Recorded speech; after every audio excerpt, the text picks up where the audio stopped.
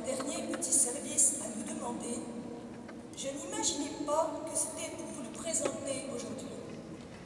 Ce fut une surprise, puis une joie pour nous. Maintenant, la surprise est pour vous tous ici rassemblés, et pour vous aussi, Monseigneur. Merci pour votre confiance. Subtile, cette demande du Père Calliste à l'épouse d'un diacre serviteur. Pour préparer notre présentation, le Père Calliste nous a envoyé certains renseignements biographiques, car, je le cite, « cela ne s'invente pas ». Nous avons procédé avec beaucoup de liberté, avec un grand L et au singulier, comme nous avons pu le faire avec lui au cours des missions qu'il nous a confiées à Limoges. Merci pour cette liberté. Commençons doucement dans le mode surprise, par un rapide tour d'horizon que vous pourrez facilement compléter avec Internet ou en lisant la presse. Le Père Calliste est né à Bourges, la même année que la Ve République, en 1958. Scolarisé à Bourges, il part à Paris pour suivre des études en lettres classiques avant de rejoindre le séminaire français et l'université grégorienne à Rome, puis le séminaire des Carmes et l'Institut catholique à Paris.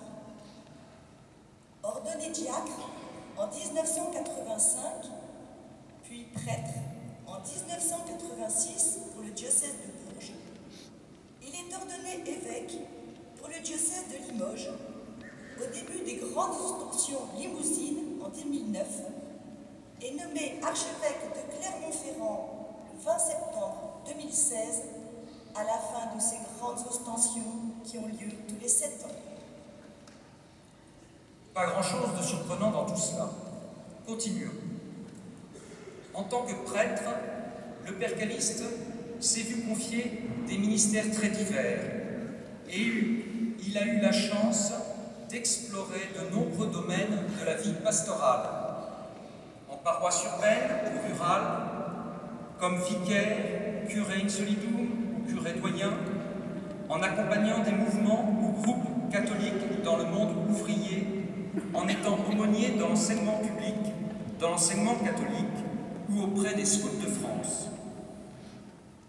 Toujours comme prêtre, il a été professeur de théologie au séminaire d'Orléans, responsable de la formation permanente du diocèse de Bourges, secrétaire du conseil presbytéral et vicaire épiscopal chargé de la proposition de la foi. Il a aussi accompagné comme expert plusieurs synodes diocésains ou participé à leurs travaux préparatoires. Membre de la Conférence des évêques de France, il fait partie du Conseil pour l'unité des chrétiens et les relations avec le judaïsme. Il co-préside le comité mixte catholique luthéro-réformé et il est membre du Conseil d'Église chrétienne en France. Quel CV! Oh non, pardon, quel curriculum vitae! Cette façon de présenter le Père Calliste est trop académique pour s'arrêter là. Il est temps de vous parler de son ministère d'évêque en Limousin. Si vous voulez comprendre ce qu'il a vécu et ce qu'il a mis en route, une façon de procéder est de lire sa lettre pastorale « Un peuple en marche ». Oui, elle est un peu longue cette lettre, on pourrait dire un mini-dossier. Mais il faut la lire dans son intégralité, car elle forme un tout cohérent et indissociable. Chaque mot de cette lettre est pesé.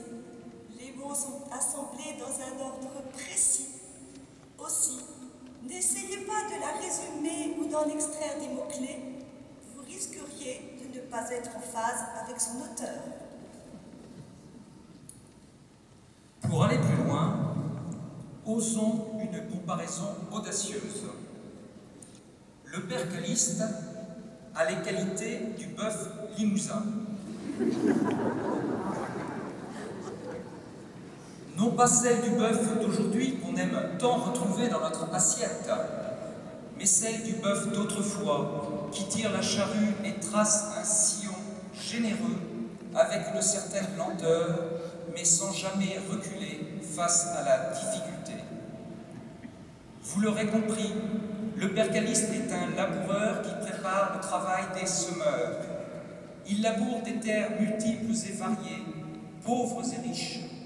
Il aime que les semeurs travaillent ensemble, avec leurs qualités différentes, qu'ils soient artisans d'unité pour témoigner du message de l'Évangile au plus grand nombre. Pour travailler à cette unité, il écoute de façon très active toutes les personnes force de proposition et les membres des différents conseils diocésains dont il est très friand. Il tient compte de votre avis quand il le sollicite. Il a à cœur d'assembler au mieux la multiplicité des idées et des talents qu'il rencontre. Tout cela prend du temps. Il vous faudra apprendre la patience. Malgré sa prudence, il est prêt à oser s'il sent que c'est pour le bien commun des habitants de son diocèse. Pour aller plus loin, nous avons cherché un petit manuel à l'usage de tous. Dans la collection « La philo pour les nuls, les maths pour les nuls », nous sommes tombés sur un titre très surprenant, « Le père Calliste pour les nuls ».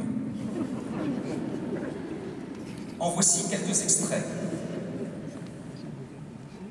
Si vous invitez le père Calliste dans votre famille, sachez qu'enfant unique, il n'est pas habitué aux conversations dans tous les sens et bruyantes. Il ne prendra la parole que si vous la lui donnez, s'il y a du silence. Prévenez vos enfants. La philosophie et la théologie sont des bons sujets. En réunion, quand les discussions vont dans tous les sens, il vous surprend par sa capacité à ressaisir ce qui se dit et à tout remettre en ordre de façon claire et compréhensible par tous. Pour ce type d'exercice, il est vraiment au top. N'attendez pas 7 ans pour vous en apercevoir, vous vous priveriez de quelque chose de très fort. Le père Calliste aime bien écouter les scientifiques, mais il est plutôt du style très littéraire. Aussi, quand il vous dit qu'il n'aime pas trop cette église car c'est un cube, ne cherchez pas la forme d'un cube au sens géométrique du terme, vous n'arriverez pas à le trouver. Cherchez ce qu'un littéraire imagine quand il parle de cube, quelque chose de froid et peu harmonieux. En bref, il vous dit qu'il n'aime pas. Attention également à employer le bon mot latin de l'encyclique que vous citez, car là, sur ce terrain, il est redoutable. Combien de fois, durant le synode sur la famille, nous a-t-il répété les lineamenta et non le lineamenta? D'ailleurs, on ne sait même plus sur le sujet. Il aime bien utiliser son stylo et il a un peu de mal avec les technologies nouvelles. Présentez-lui des réalisations concrètes, façon pitch.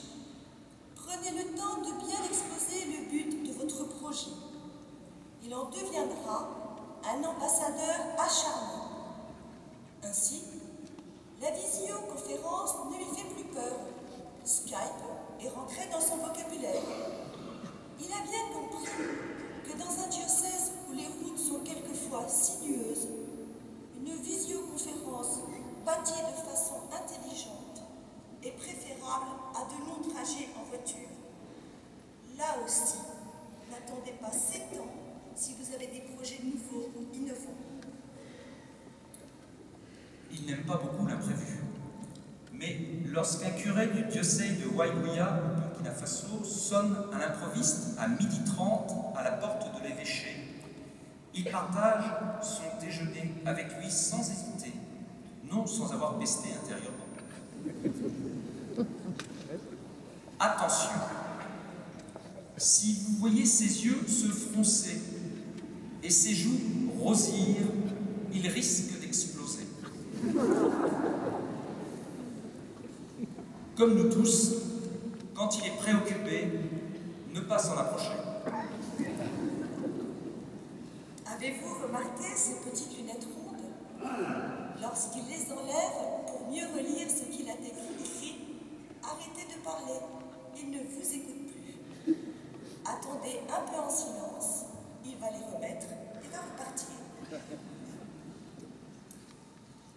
Sous son apparence sérieuse, il vous surprendra avec son humour et ses éclats de rire, mais également avec ses sautes d'humeur ou son emportement que l'on n'a pas vu venir. S'il vous a blessé par ses propos, il aura l'humilité de revenir vers vous. Il n'a pas la mémoire des prénoms. Il vous appelle monsieur, madame, père, même quand il vous connaît depuis longtemps. Cette distance n'est qu'apparente. Elle contraste avec sa grande proximité sur le plan humain. Il n'hésite pas à vous appeler directement au téléphone lorsqu'il a besoin de solliciter votre avis. Attention au coup de fil du soir. Ainsi me suis-je fait surprendre plusieurs fois. 19h, le téléphone sonne. Je lâche les casseroles et cours décrocher un peu énervé. Allô? De l'autre côté, une voix chaleureuse. Bonsoir, monsieur le percaliste. Comme vous le voyez, la façon de l'aborder et les buts que vous poursuivez sont très importants pour avancer de concert avec lui. En conclusion, le percaliste est surprenant. Surprenant par son humour. Surprenant par sa proximité. Surprenant par ses connaissances et son intelligence. Surprenant par ses qualités humaines. Surprenant par ses décisions. Surprenant par son écoute. Chers Auvergnats de l'archidiocèse de Clermont-Ferrand, soyez heureux à ses côtés et maintenant, à vous de le surprendre.